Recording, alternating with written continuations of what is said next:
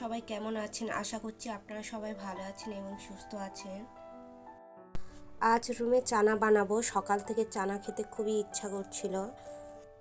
এখানে তো চানা পাওয়া যাবে না কলকাতার মতন, নর্মাল চানা। এখানে শুধু চানা নুন দিয়ে দেয়। তাই ভাবলাম কলকাতার মতন চানা বানিয়ে খাই আর আপনাদের সাথে শেয়ার করি আমি কেমন চানা বানাই। এখানে আমি 4টে আলু সিদ্ধ করে নিয়েছি, তার খোসাগুলো এখন ছাড়িয়ে নিচ্ছি।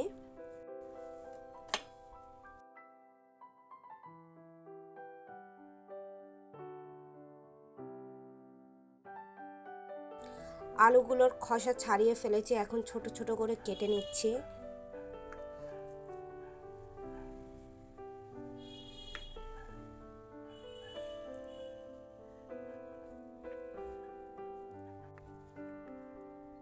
এভাবে কেটে নেব কিউব আকারে সবগুলো আলু একইভাবে।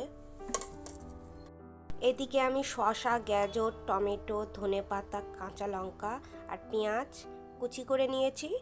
আর এখানে একটা লেবু নিয়েছি আর 2টো শুকনো ঝাল। আর এদিকে তেঁতুলটাকে পানিতে ভিজিয়ে রেখেছি। আর এদিকে ছোলা মটর আছে, মটরটা একটু নুন দিয়ে সিদ্ধ করে নিয়েছিলাম। এখানে একটা বড় গামলা নিয়েছি, এতে এখন শসা দিয়ে দিচ্ছি কুচি করে রাখা, গাজরটাও দিয়ে দিলাম, টমেটো,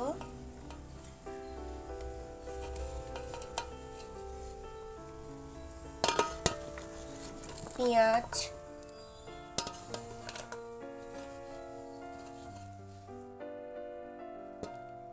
ধনিয়া পাতা,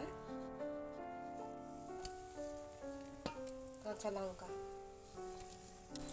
শুকনো ঝাল পুড়িয়ে নিয়েছি, ছোলা মটর, লবণ, চাট মশলা, জিরে মরিচ, লেবুর রস দিয়ে দিচ্ছি।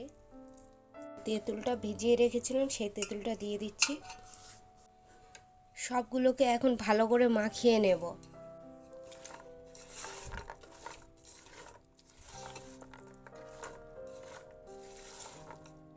এদিকে আমার মাখানো হয়ে গেছে, এখন আলুটা দিয়ে দেব। এখন আলুটা দিয়ে দিয়েছি, আলুটা দিয়ে ভালো করে এখন মাখিয়ে নেব।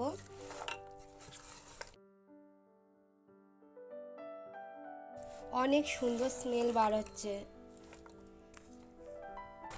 বিয়ের আগে সব ফ্রেন্ডরা মিলে এরকম বানিয়ে খেতাম, কি যে ভালো লাগতো।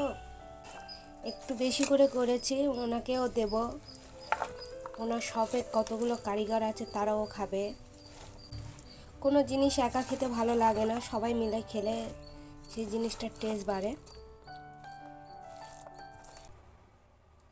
খেতে কেমন হয়েছে আমি একবার খেয়ে দেখি।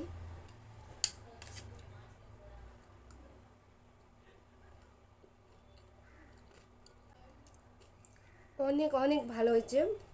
ভাবিনি যে এতটা খেতে ভালো হবে। সত্যি বলতে খেতে অনেক অনেক বেশি ভালো হয়েছে। আপনারা বাড়িতে একবার ট্রাই অন্তত করে দেখবেন, খেতে অনেক মজা। আমি ভাবিনি যে এতটা ভালো হবে। বিয়ের পরে এই প্রথম আমি করে খাচ্ছি। বিয়ের আগে ফ্রেন্ডদের সাথে খেতাম,